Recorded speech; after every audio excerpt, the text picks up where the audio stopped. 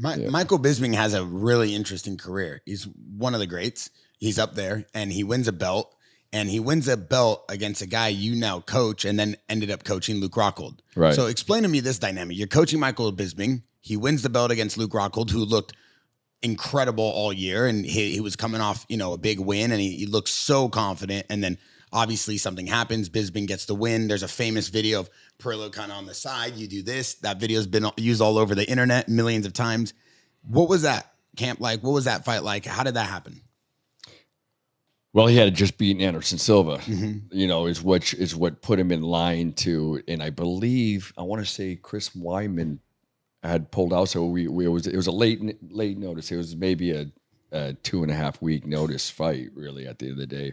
Fortunately, Bisping had fought Luke prior to that, so we kind of knew him well. And how that little rivalry kind of happened was, I got introduced while I was training Bisping. I got introduced to Luke Rockhold, and who was at the time he was the Strikeforce champion of the world. He said, "Hey, kid, he came into Ruka. I put him on the mitts a couple times, and we just kind of got to know each other a little bit. But I'm training Bisping, and I'm like, hey, who's been in the gym working a little bit is Luke Rockhold. I'm like, fuck, he's Strikeforce. You'll see. There's no real conflict there. That'd be great sparring for you. That'd be great work. So we went. We had some sparring." I think we went and sparred him over at Ultimate Training Center in Huntington Beach, because you've trained there, right? Yeah. Okay. Yeah. So we went and for some reason I guess we decided to go on neutral ground, right? But so we go there and Luke was in the best. I don't even, to be honest, I did the sparring. I believe Bisping was ahead in the sparring. It wasn't a world-beating spar. It didn't. People didn't walk out there like, "Hey, we should have paid for that." You know what I mean? They sparred. It was a sparring session.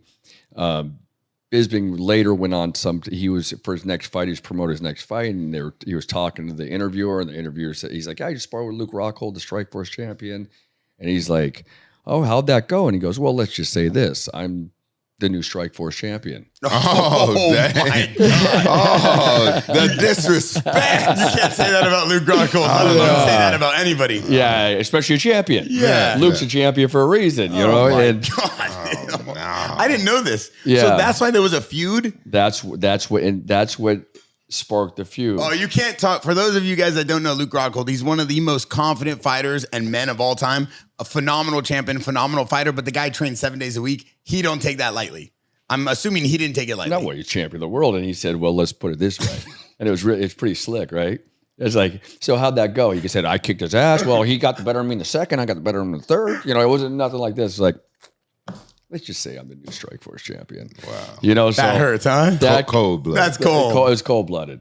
So they got into I think they probably went back and forth a little bit. And then later on, they fought where Luke ended up getting the better of us. Yeah. And that kind of kept the heat going. And as the universe works, it came to a third time of some type of meeting. Granted, the first one was sparring; it wasn't fighting. Yeah. But granted, they came together, and Bisping walked out with the world title. So it was. I mean, God bless him. God bless him. Yeah. It made it hard. We'll say now Luke later hits me up, because me and Luke were always cool, and then Luke, hit me up, "Hey, let's start training a little bit." Or he came in, we trained for a few, he wasn't even fighting really. We were just training, and we maybe post something. And I always wondered, like Bisping, I had confidence that he wasn't going to be bothered. He was retired, and I called, I said, "Mike," I said, "Does it bother you that I trained Luke Rockhold?"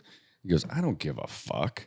You know what I mean? Like, they go, which could go two ways. It could be like, "I don't give a fuck," like go fuck yourself, or it could be like, "I really don't give a fuck." And as the closest that me and Michael have in our relationship, he knows that, at that point, it kind of be, I still got to make a living. You know what I mean? I coach I don't make a dime unless a fighter's giving it to me. Yeah. Which is, if anybody out there in the world, we all have jobs, we all make money.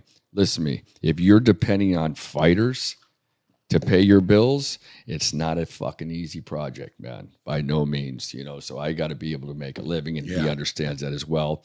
And back when I trained him, if there was a middleweight that came to me, I wouldn't even train him. Oh, wow. You know, like I think Mark Munoz hit me up about training. I mean, because I gotta have a strong loyalty to the fighter as a fighter does to me. You know what I mean? When a fighter respects me and treats me with all this loyalty, you know what I mean? I have to give him the same thing. And his ego is way more important than my ego.